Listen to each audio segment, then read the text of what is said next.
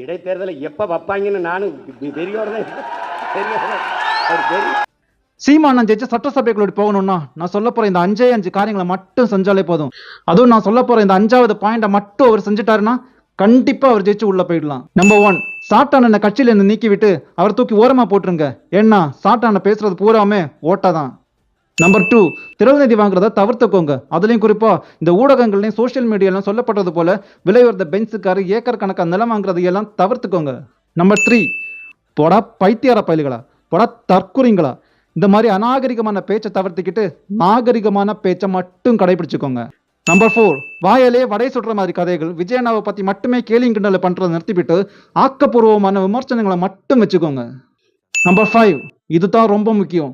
இதை மட்டும் செஞ்சுக்கிட்டா நான் மேல சொன்ன அந்த 4 காரியங்களை செய்ய தேவையே இல்லை. உங்க கட்சி அப்படியே கலைச்சிடுங்க. அப்புறமா டிவிக்கேல வந்து ஜாயின் பண்ணி இடைத்தேர்தல் ஏதாச்சும் ஒரு தொகுதியில போட்டிட்டா கண்டிப்பா ஜெயிச்சிடலாம். அப்படியாச்சும் உங்களை சட்டமன்றத்தில் பார்க்கணும்னு ஆசைப்படுறோன்னா